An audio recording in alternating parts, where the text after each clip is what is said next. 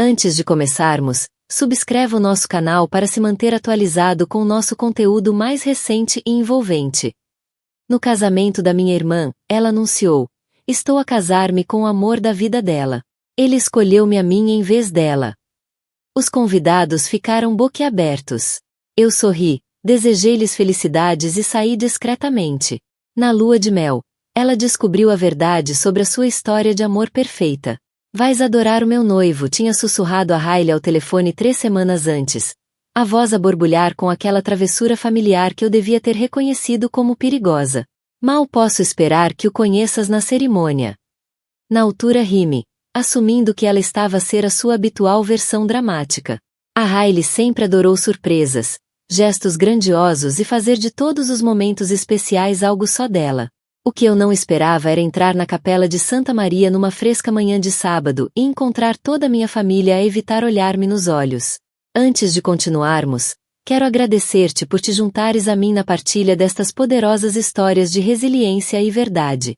Se acreditas que a traição familiar merece consequências, considera subscrever. É gratuito e ajuda-nos a alcançar mais mulheres que precisam de ouvir isto. Agora, vejamos como isto se desenrola. A capela cheirava a lírios brancos e perfume caro. Filas de convidados vestidos com as suas melhores roupas preenchiam os bancos de madeira, mas algo parecia errado. As conversas pararam a meio da frase quando apareci. A tia Carol desviou rapidamente o olhar, fingindo ajustar o chapéu. O tio Roberto pigarreou e estudou o programa do casamento com uma intensidade invulgar. O meu estômago apertou-se enquanto percorria o corredor central, à procura de um lugar vago. Os sussurros seguiam-me como sombras. Pobre Margarida. Consegues acreditar? Será que ela sabe? As palavras pairavam alto o suficiente para eu apanhar fragmentos, mas não o suficiente para compreender o significado. Sentei-me num banco perto do fundo, ao lado da dona Henderson, do nosso antigo bairro. Ela deu-me uma palmadinha suave na mão, os olhos cheios de algo que parecia perigosamente com pena. Querida, murmurou. Tens a certeza de que queres estar aqui hoje? Antes que eu pudesse perguntar o que ela queria dizer, a música do órgão aumentou. A marcha nupcial começou, e todos se levantaram. Virei-me para o altar, esperando ver um qualquer desconhecido com quem a Riley andasse a sair em segredo. Talvez alguém do trabalho dela na agência de marketing, ou talvez um amigo das aulas de yoga. Então vi-o. O William estava no altar com um fato preto perfeitamente ajustado, o mesmo que tínhamos escolhido juntos há 6 meses para o nosso próprio casamento. O seu cabelo escuro estava penteado para trás exatamente como eu sempre adorei. Usava os botões de punho prateados que lhe ofereci no aniversário, aqueles gravados com as suas iniciais. As minhas pernas quase cederam. A capela começou a girar e agarrei-me ao encosto do banco à minha frente para me equilibrar. Isto não podia estar a acontecer. Tinha de ser algum tipo de pesadelo.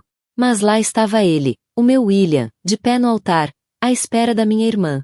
As portas no fundo da capela abriram-se, e a Riley apareceu com um vestido branco esvoaçante que custava mais do que a minha renda mensal. Estava radiante, o cabelo loiro perfeitamente encaracolado, o sorriso brilhante o suficiente para iluminar toda a sala. Apanhou o meu olhar por um breve momento e piscou-me o olho, como se tudo isto fizesse parte de uma piada elaborada que estávamos a partilhar. Enquanto ela deslizava pelo corredor no braço do nosso pai, as memórias invadiram-me como uma onda. O comportamento estranho do William nos últimos meses, os jantares cancelados, as chamadas telefônicas que ele atendia noutra divisão, a forma como de repente se tornou distante, dizendo que o estresse do trabalho o estava a consumir. Precisamos de conversar, disse ele há 3 semanas. No mesmo dia em que a Riley ligou a falar do seu noivo misterioso. Estava de pé na minha cozinha, recusando-se a sentar, com as mãos enterradas nos bolsos. Acho que devíamos fazer uma pausa, perceber o que queremos. Supliquei-lhe que me explicasse o que se passava. Estávamos juntos há 4 anos, noivos há 8 meses. Já tínhamos enviado os convites para o nosso casamento em setembro, mas ele apenas abanou a cabeça, murmurando algo sobre precisar de espaço, e saiu do meu apartamento. Agora eu percebia. Enquanto eu ficava em casa, a pensar no que tinha feito de errado, ele estava a planear um futuro com a Riley. A cerimônia começou, e o reverendo Matthews abriu seu livro. A sua voz ecoou pela capela enquanto falava sobre amor, compromisso e o laço sagrado do casamento. Cada palavra parecia uma pequena faca a torcer-se-me no peito. Se alguém se opõe a esta união, continuou ele, fale agora ou cale-se para sempre. O silêncio prolongou-se indefinidamente. Senti centenas de olhos virarem-se para mim, à espera, expectantes. A minha família, os meus amigos, até desconhecidos, pareciam prender a respiração. Mas eu não disse nada. Riley, continuou o reverendo Matthews. Aceitas o William como teu marido? Aceito, disse ela, a voz clara e confiante. Depois virou-se para a congregação, o sorriso a alargar-se. E quero que todos saibam que estou a casar-me com o amor da vida dela. Ele escolheu-me a mim em vez dela. Apontou diretamente para mim. A capela explodiu em suspiros e murmúrios. Cabeças viraram-se. Telemóveis apareceram. Algumas pessoas levantaram-se para ver melhor a mulher cujo noivo acabará de casar com a irmã.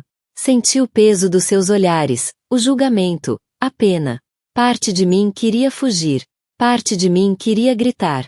Parte de mim queria levantar-se e dizer a todos exatamente que tipo de homem o William realmente era.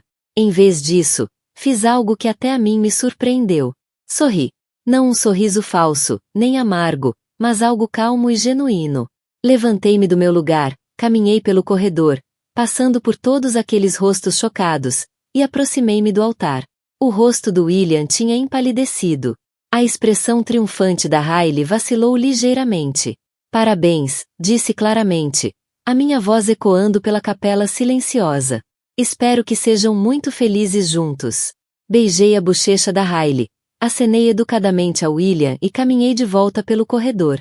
Atrás de mim, ouvia os murmúrios confusos, o farfalhar dos tecidos enquanto as pessoas se mexiam nos lugares, tentando perceber o que acabavam de testemunhar. A dona Henderson agarrou-me o braço ao passar pelo banco dela. Margarida, querida, estás bem?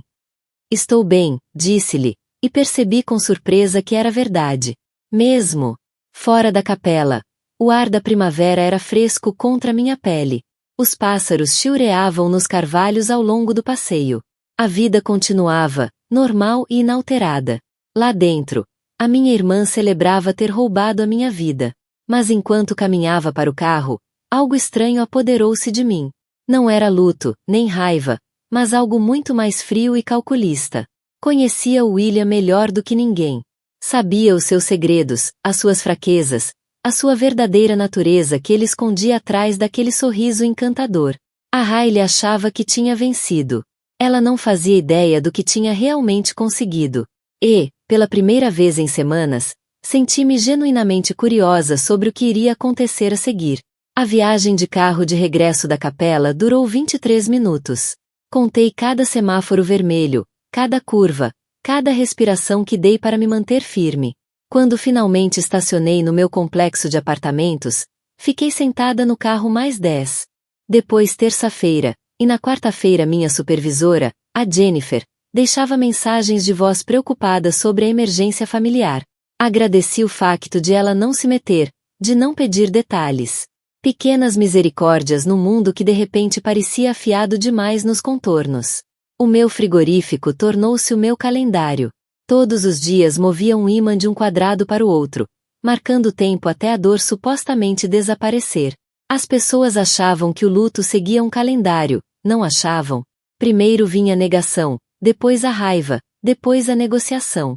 Esperei que essas fases chegassem, mas nunca vieram. Sentia-me oca, como se alguém me tivesse esvaziado por dentro e restasse apenas a concha de quem eu costumava ser.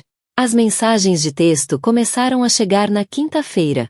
A Sara da universidade viu as fotos do casamento no Facebook.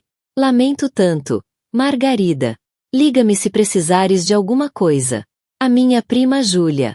A mãe contou-me o que aconteceu. Foi horrível da parte da Riley. Queres tomar um café este fim de semana? Redigi respostas cuidadosas, cada uma desenhada para soar apropriadamente ferida. Obrigada por entrares em contato. Ainda a processar tudo. Preciso de algum tempo sozinha.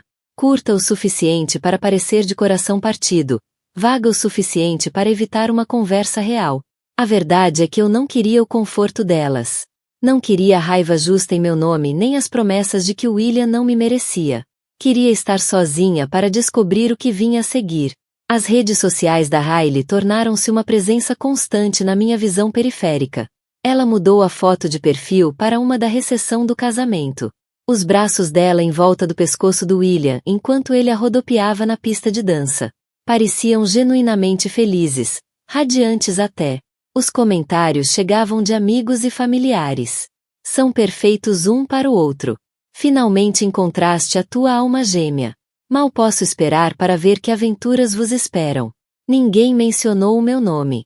Era como se eu tivesse sido apagada da história por completo. 2 semanas depois do casamento, ela ligou. Fiquei a olhar para o nome dela no ecrã do telemóvel. Deixei tocar até ir para o voicemail. 1 hora depois, apareceu a notificação. Quase apaguei sem ouvir, mas a curiosidade venceu. Olá, estranha. A voz da Hailey soava alegre e luminosa através do altifalante, como se nada tivesse mudado entre nós. Sei que as coisas devem estar estranhas agora, mas queria que soubesses que o William e eu estamos mesmo felizes. Tipo, loucamente felizes. Acho que isto estava destinado a acontecer. Sabes, às vezes o universo tem planos maiores do que os nossos. Ela fez uma pausa e ouvi a gargalhada do William ao fundo. Provavelmente estavam a fazer o jantar juntos na cozinha da casa que ele e eu tínhamos visto há apenas 6 meses. ChatGPT Said. Aquela com a grande janela de sacada e o espaço no jardim que eu planeava transformar numa horta de ervas. De qualquer forma, continuou a Hailey. Espero que estejas bem. Amo-te, mana. Falamos em breve. A mensagem terminou e eu fiquei a olhar para o telemóvel durante muito tempo. A crueldade casual daquilo tirou-me o fôlego. Não era apenas por ela me ter roubado o noivo, mas por esperar que eu ficasse feliz por ela. Por conseguir falar da alegria deles com tanta leviandade, como se os meus sentimentos fossem apenas um obstáculo incômodo a ultrapassar. Ouvi a mensagem mais 3 vezes, a estudar o tom da voz dela, a forma como enfatizava certas palavras. Havia algo performativo naquilo, como se estivesse a ler um guião, ou talvez a tentar convencer-se a ela própria tanto quanto a mim. Nessa noite, fui buscar o álbum de fotografias antigo que guardava no armário do quarto. Fotos do William e de mim na praia no verão passado. No meu jantar de aniversário em fevereiro, na manhã de Natal, os dois ainda de pijama rodeados de papel de embrulho. Em todas as fotos, ele parecia contente, tranquilo, como quem está verdadeiramente feliz. Mas, ao estudar melhor o rosto dele, comecei a notar coisas que antes me tinham escapado, como o sorriso que nunca chegava verdadeiramente aos olhos quando havia outras pessoas por perto, como se posicionava sempre ligeiramente atrás de mim nas fotos de grupo, como a mão no meu ombro muitas vezes parecia mais possessiva do que afetuosa. Encontrei a nossa última foto juntos, tirada apenas 3 semanas antes de ele ter saído de casa. Estávamos no piquenique da empresa dele, rodeados pelos colegas de trabalho. Ele tinha o braço à volta da minha cintura, mas a atenção estava totalmente focada em alguém atrás da câmara. Uma mulher de cabelo loiro comprido e uma gargalhada que se ouvia por todo o parque. A Hailey tinha estado lá nesse dia. Tinha aparecido de surpresa, dizendo que estava na zona em trabalho. Eu tinha ficado feliz por vê-la, orgulhosa por apresentar a minha irmã aos colegas do William. Até sugere que ficasse para jantar conosco. A memória ganhou um novo significado. A Hailey a flertar com os rapazes do departamento de contabilidade do William. O William a tornar-se subitamente mais animado, mais encantador do que eu vira em meses. A forma como se aproximaram naturalmente durante o jogo de softball, como a conversa entre eles fluiu sem esforço. Na altura achei querido, os meus 2 favoritos a darem-se tão bem. Agora percebia que aquilo tinha sido o início do fim. Fechei o álbum de fotografias e fui até a gaveta da cozinha, onde tirei o diário que não tocava desde os tempos da faculdade. A capa de couro estava gasta. As páginas amareladas pelo tempo. Tinham enchido de poesia e sonhos e todos os pensamentos dramáticos que pareciam tão importantes aos 19 anos. Desta vez, não iria escrever sobre sentimentos, esperanças ou desgostos. Desta vez, iria escrever factos, vídeos, os pequenos momentos que levaram até aqui, registrados com a precisão de uma repórter judicial, porque algo me dizia que ia precisar de me lembrar de tudo. Abri o diário na primeira página em branco e escrevi a data no topo. 15 de maio. Abaixo. Comecei com uma única linha. O William nunca gostou que eu discordasse dele. A memória surgiu de imediato. No último Natal, em casa dos pais dele, quando a mãe perguntou sobre os planos para o casamento, eu mencionei querer uma cerimônia pequena, talvez ao ar livre. O maxilar do William apertou-se quase imperceptivelmente. Mais tarde, no carro, disse: "Fizeste-me parecer estúpido lá dentro, como se eu não tivesse voto no nosso casamento." Pedi-lhe desculpa, confusa sobre o que tinha feito de errado. Ele ficou em silêncio durante toda a viagem de 40 minutos para casa. A minha caneta movia-se pela página, a registrar detalhe após detalhe. Como ele gradualmente deixou de querer passar tempo com os meus amigos. "São tão negativos", dizia ele. "Estão sempre a queixar-se dos empregos, dos relacionamentos. Não precisamos dessa energia." Um por um, fui cancelando planos até que os convites deixaram de aparecer. Depois, houve a forma como começou a controlar os meus gastos. Mesmo tendo contas bancárias separadas. $50 para jantar com a tua colega? Isso parece excessivo. O tom preocupado fazia soar como se estivesse a cuidar de mim, a proteger-me do meu próprio mau julgamento. A memória do restaurante voltou com uma nitidez desconcertante. Mudei o pedido quando a empregada voltou, sentindo-me tola por não confiar no julgamento dele. Agora percebia que não tinha nada a ver com a qualidade do peixe. Enquanto escrevia, surgiu outra memória.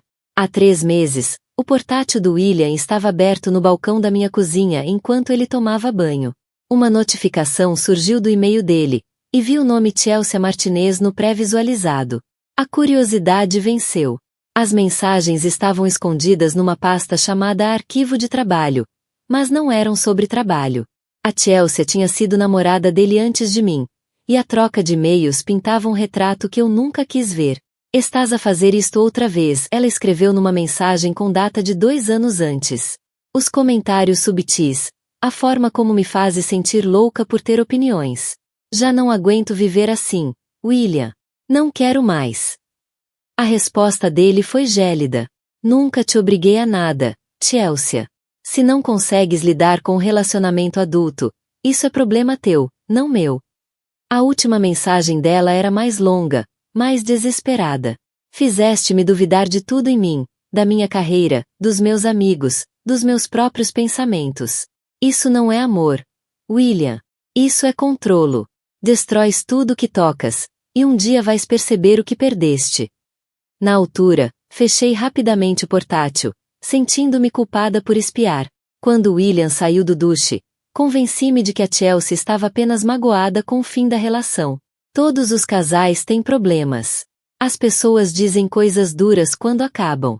Mas agora, a escrever no meu diário com o benefício da retrospectiva, as palavras dela pareciam menos desabafos de uma ex-rancorosa e mais um aviso que fui demasiado ingênua para ouvir. O meu telemóvel vibrou com uma mensagem da minha mãe. "Não tenho notícias tuas desde o casamento.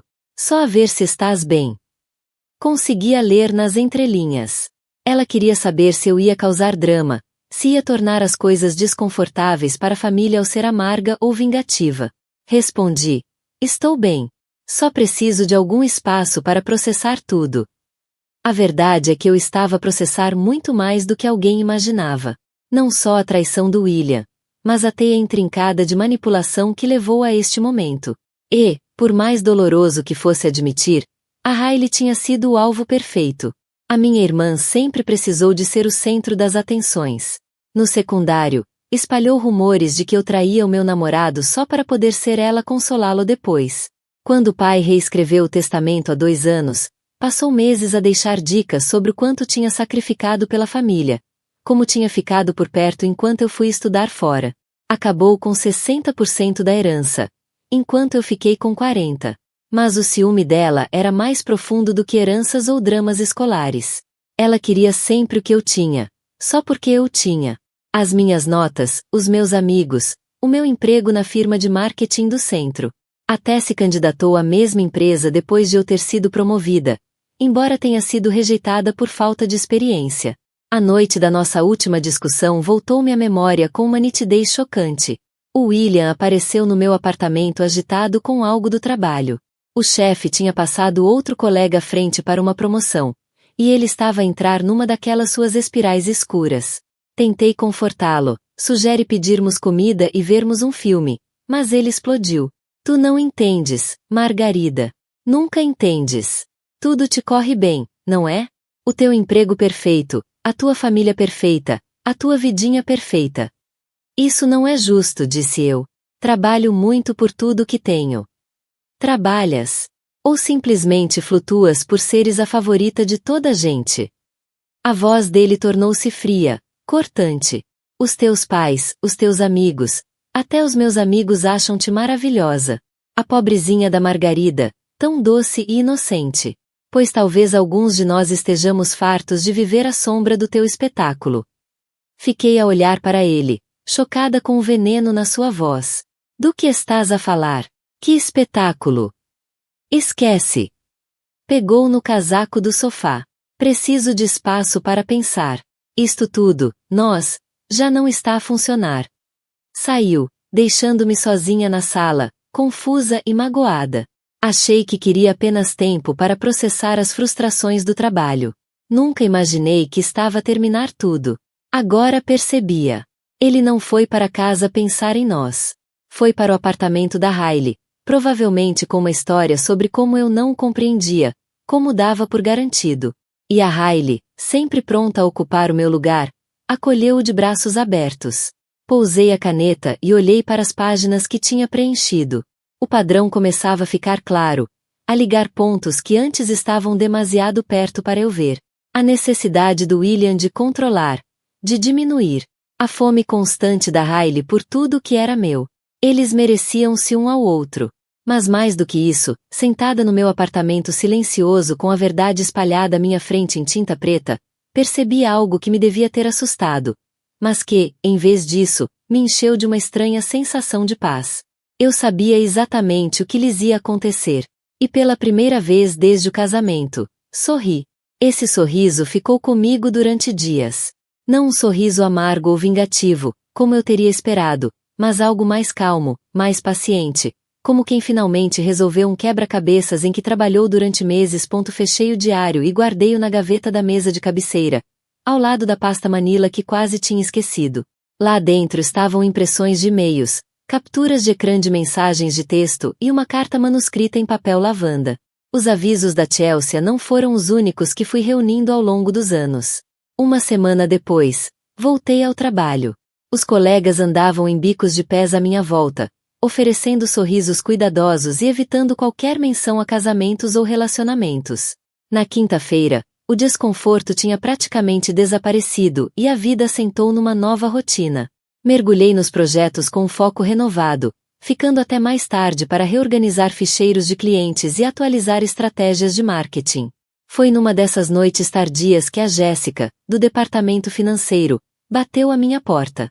Margarete, estou de saída, mas queria ver como estavas. Pareces diferente ultimamente. Mais focada, acho eu. Sinto-me diferente, admiti. Mais clara quanto ao que importa. Ela acenou com a cabeça, depois hesitou. Olha, provavelmente não devia dizer nada, mas cruzei-me com a tua irmã e o marido no centro comercial no fim de semana passado. Ela parecia.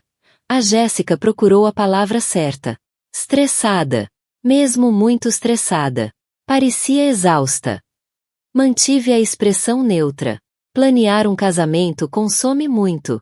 Provavelmente está só cansada. Talvez. A Jéssica pegou na carteira. De qualquer forma, só queria que soubesses que, se precisares de alguma coisa, estou aqui. As separações são duras, mesmo quando são para melhor. Depois que saiu, peguei no telemóvel e abri os perfis da Hailey nas redes sociais. As publicações tinham se tornado mais frequentes desde o casamento, quase desesperadas na sua alegria. Fotos de arranjos florais elaborados com legendas como: "O meu marido mima-me". Fotografias de jantares caros em restaurantes que eu sabia que o William não podia realmente pagar com o ordenado dele. Mas a Jéssica tinha razão. Nas fotos mais recentes, A Riley estava diferente. Mais magra. O sorriso parecia pintado. E havia olheiras que a maquilhagem não conseguia disfarçar. Numa das fotos do fim de semana passado, segurava um copo de vinho num evento de beneficência. Mas os nós dos dedos estavam brancos de tanto apertá-lo. 2 semanas depois, estava a tomar café no pequeno café perto do meu escritório quando os vi pela janela. A Riley estava sentada em frente a William numa mesa de canto, com as mãos agarradas à caneca como se tentasse aquecer-se. O William inclinava-se para frente, a falar naquele tom baixo e intenso que eu conhecia demasiado bem. Mesmo do lado de fora, via a tensão nos ombros da Riley. Ela acenava com a cabeça, mas os olhos percorriam o café como se procurassem uma saída. Quando William estendeu a mão para agarrar o pulso dela, ela estremeceu ligeiramente antes de forçar outro sorriso. Conhecia aquela conversa. Tinha feito parte de dezenas como essa ao longo dos anos. As correções suaves que não eram suaves. As sugestões úteis que soavam mais a ordens. A forma como ele te fazia sentir grata pela atenção dele ao mesmo tempo que te levava a questionar todas as decisões que alguma vez tinhas tomado. Terminei o meu café de pé no passeio, a observá-los através do vidro. A Riley disse algo que fez a expressão do William escurecer, e viu abanar a cabeça bruscamente. Ela recuou de imediato, as mãos num gesto de desculpa que conhecia demasiado bem. Quando me afastei, ela já acenava novamente, a concordar com tudo que ele exigisse. Nessa noite, o telefone tocou. O nome da Riley apareceu no ecrã. E por um momento considerei atender. Em vez disso, deixei ir para o voicemail e ouvi a mensagem mais tarde. Sou eu outra vez. A voz dela soava mais pequena do que o habitual, menos confiante. Estava só a pensar se querias almoçar um dia destes. Sinto que não falamos há imenso tempo. E tenho saudades tuas. Eu sei que as coisas estão estranhas entre nós agora, mas continuas a ser a minha irmã, sabes? Houve uma pausa e ouvi vozes de fundo. O William a perguntar com quem ela estava a falar.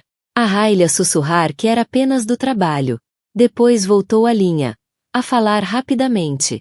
Bem, liga-me se quiseres. Amo-te. Guardei a mensagem, mas não devolvi a chamada.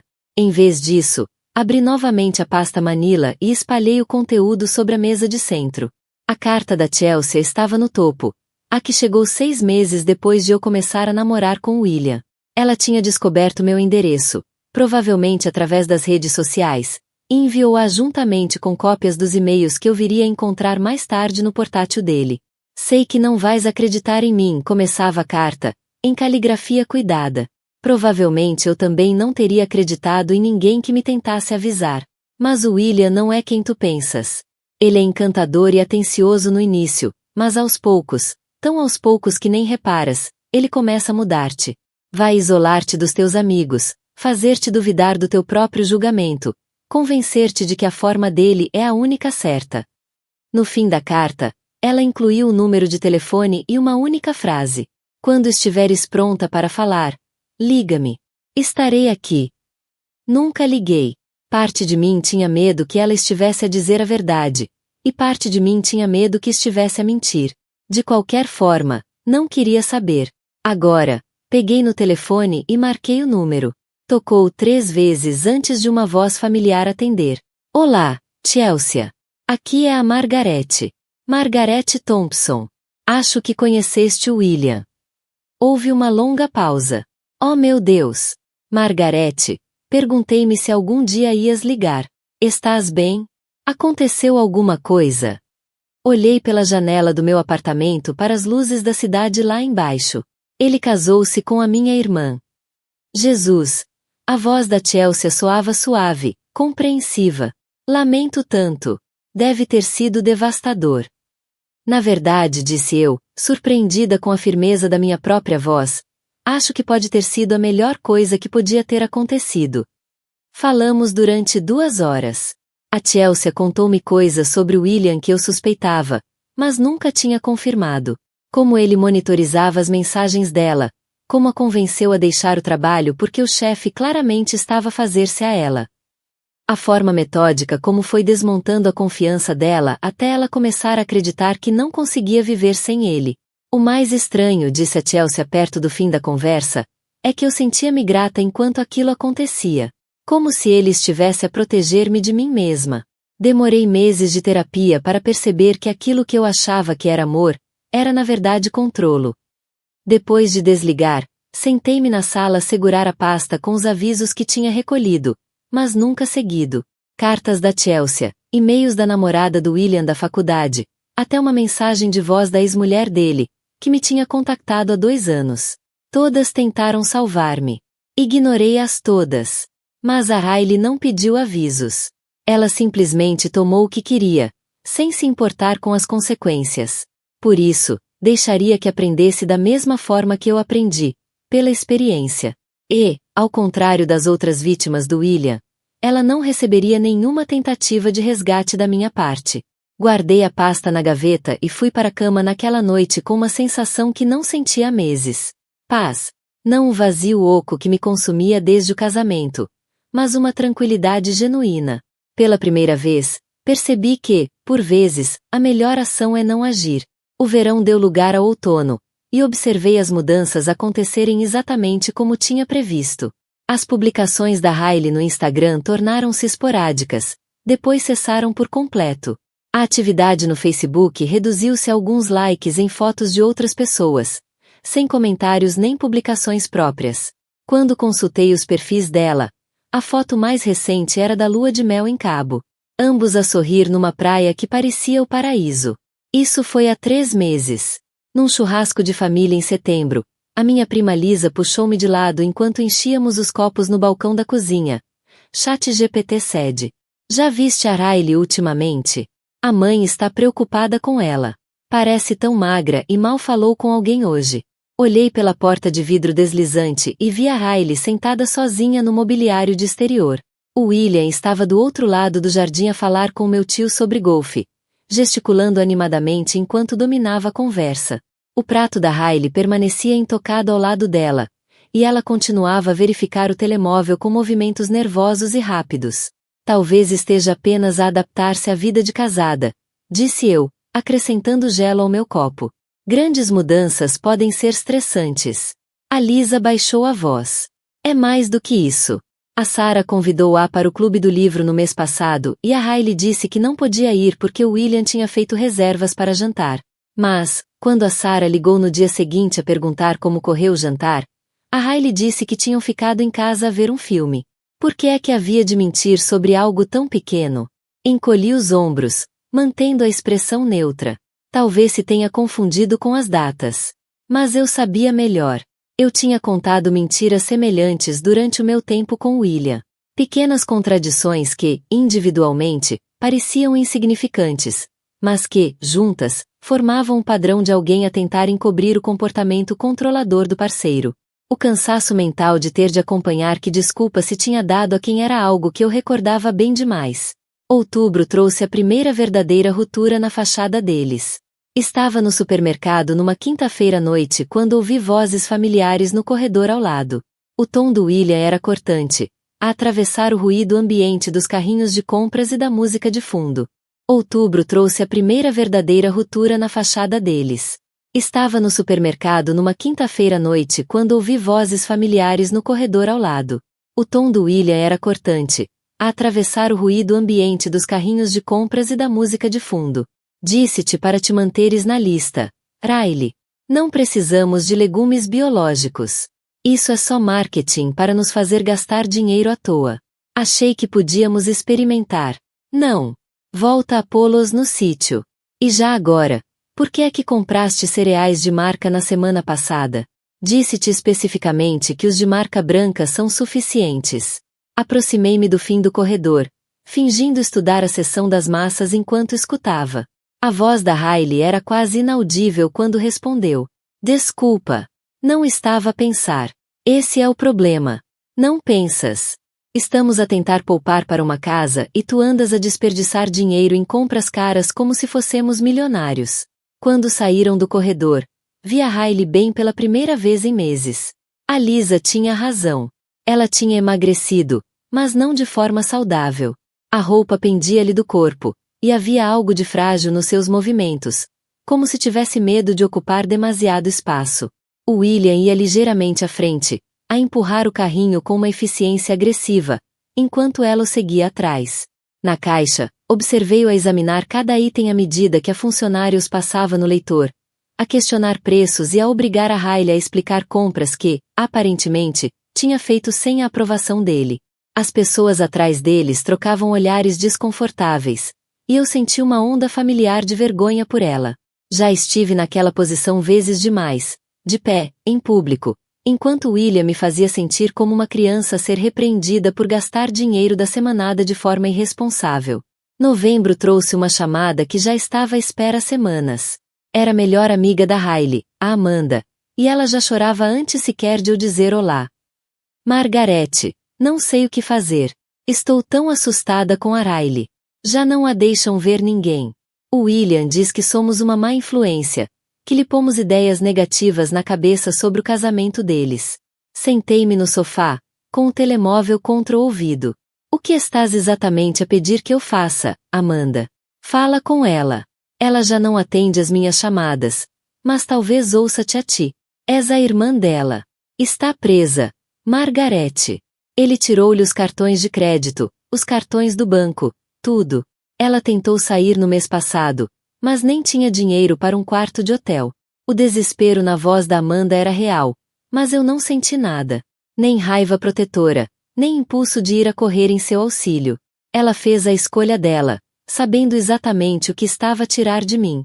Agora, vivia com as consequências. Ela fez a cama onde está deitada. Disse em voz baixa. Estás a falar a sério? É da tua irmã que estamos a falar. Ele controla todos os aspectos da vida dela. Ela nem pode sair de casa sem permissão. Amanda, a Riley é uma mulher adulta. Se quisesse ajuda, pedia. Ela pediu. Tentou ligar-te no mês passado, mas tu nunca devolveste a chamada. Está completamente isolada, e agora acha que até a família desistiu dela. Pensei na mensagem de voz que a Riley tinha deixado, aquela em que a voz dela soava tão pequena e incerta.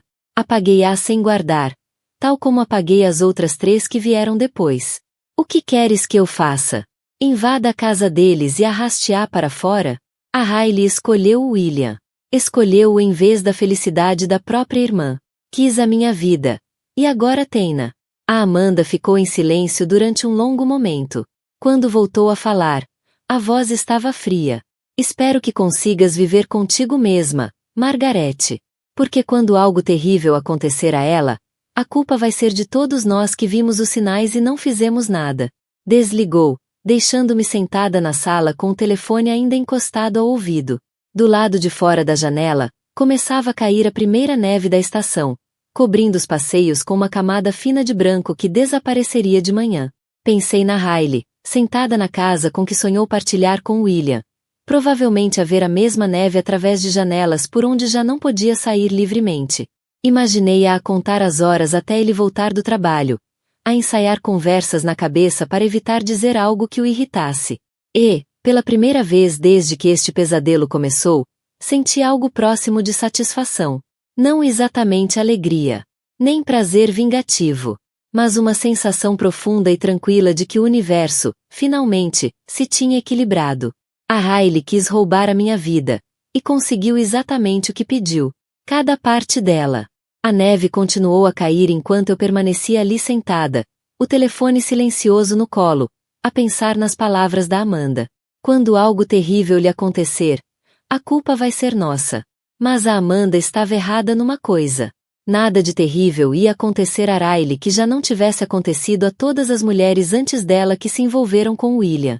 Dezembro passou sem qualquer contato do lado da Riley. O Natal foi estranho, mas suportável. Ela e o William foram ao jantar dos meus pais, onde ela se limitou a mexer na comida enquanto ele encantava todos com histórias sobre a nova promoção no trabalho. Observei do outro lado da mesa quando ela estremeceu ao vê-lo esticar o braço para ajeitar-lhe o guardanapo. Um gesto que parecia carinhoso para quem não sabia o que procurar. Em janeiro, tomei a minha decisão. Passei um fim de semana a organizar tudo o que tinha reunido ao longo dos anos.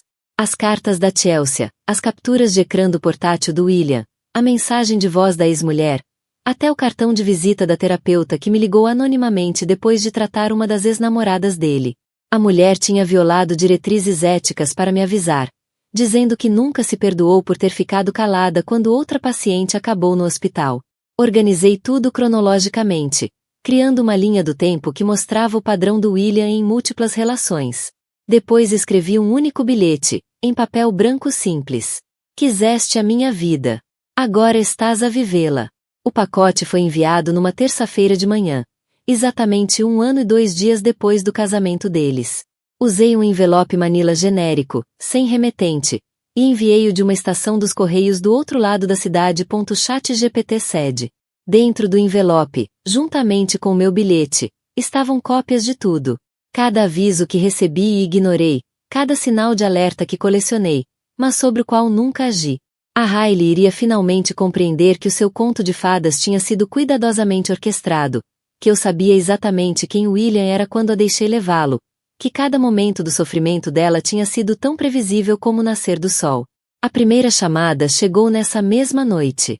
O nome da Riley apareceu no ecrã do meu telemóvel às 19h43, e fiquei a ver até ir para o voicemail. Ela não deixou mensagem. As chamadas continuaram durante 3 dias seguidos, por vezes até 15 numa única tarde. Nunca atendi. Na sexta-feira, tentou uma abordagem diferente. Uma mensagem de texto às 2 da manhã. Margarete, por favor. Precisamos de falar. Eu entendo agora. Por favor, liga-me de volta. Apaguei sem responder. As chamadas tornaram-se menos frequentes após essa primeira semana, mas nunca pararam completamente. Às vezes passavam-se semanas em silêncio. Depois, de repente, o meu telefone vibrava com o nome da Riley no ecrã. Imaginava-a sentada naquela casa, a reunir coragem para marcar o meu número. Provavelmente à espera que o William saísse para o trabalho ou adormecesse. A primavera trouxe novidades através do rumor familiar. A Riley tinha voltado a viver com os nossos pais temporariamente, enquanto tentava resolver as coisas. O William aparentemente tinha concordado em deixá-la ir, embora o pai mencionasse algo sobre papelada e advogados que fazia parecer mais complicado do que uma simples separação. Não senti nada ao ouvir a notícia. Nem triunfo, nem validação, nem alívio. Era simplesmente a conclusão lógica de uma história que tinha sido escrita muito antes de a Riley alguma vez ter entrado em cena. A reunião de família em junho foi na casa da minha tia, em Springfield, o mesmo lugar onde celebrávamos todos os feriados importantes desde a minha infância. Estive quase para não ir, mas algo me atraiu até lá. Talvez curiosidade. Talvez um desejo de encerramento que nem sabia que precisava. A Riley estava lá quando cheguei, de pé sozinha junto à mesa das sobremesas, enquanto as conversas fluíam à sua volta. Tinha recuperado algum do peso que perderá, mas havia algo quebrado na sua postura, um cansaço permanente que antes não existia. O cabelo estava mais curto, mais prático, e usava jeans e uma camisola simples, em vez das roupas de marca que usava durante o casamento.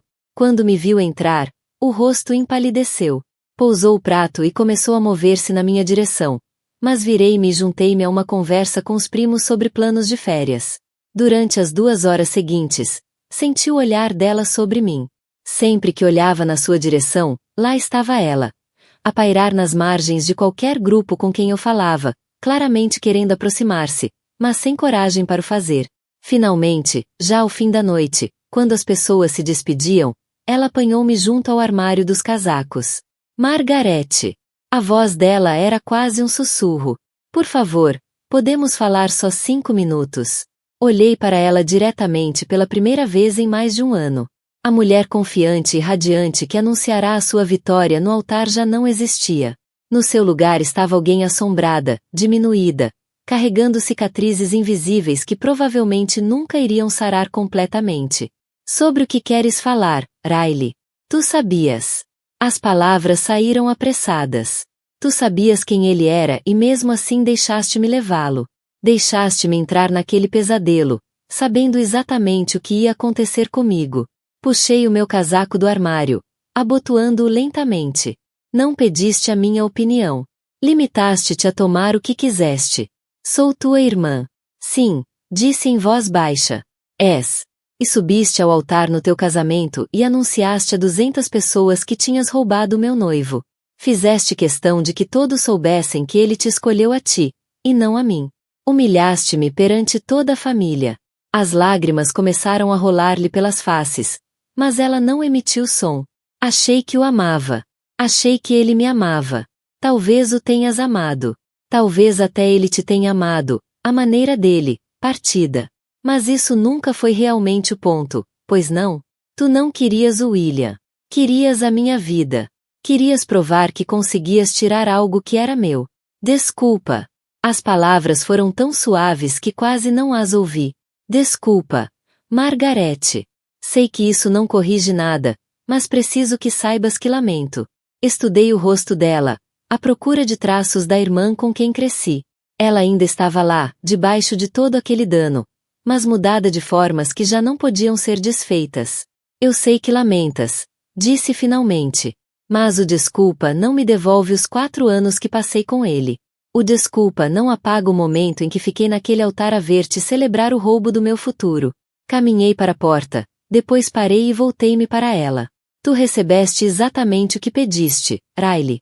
Recebeste a minha vida. Toda ela. Cada pedaço. Deixei-a ali, de pé, junto ao armário dos casacos, e nunca olhei para trás. No parque de estacionamento, sentada no carro, enquanto o motor aquecia, percebi algo que me surpreendeu. Já não estava zangada. A fúria fria e calculada que me tinha sustentado ao longo do último ano desaparecera, substituída por algo muito mais simples. Eu estava livre. A Riley passaria o resto da vida a lidar com as consequências das suas escolhas. O William passaria para a próxima vítima, porque homens como ele passam sempre. E eu construiria uma nova vida, uma que fosse inteiramente minha. Enquanto conduzia pelas ruas tranquilas em direção à casa, senti-me mais leve do que em anos. A história tinha finalmente terminado, e, pela primeira vez, eu estava entusiasmada com o que viria a seguir. Esta história de justiça calculada deixou-te preso do início ao fim? Clica no botão de like agora mesmo. A minha parte favorita foi quando a Margarete enviou aquele pacote com todos os avisos, revelando finalmente o seu plano mestre. E a tua parte favorita? Deixa nos comentários abaixo. Não percas mais histórias arrepiantes como esta. Subscreve e ativa o sino de notificações para nunca perderes uma publicação.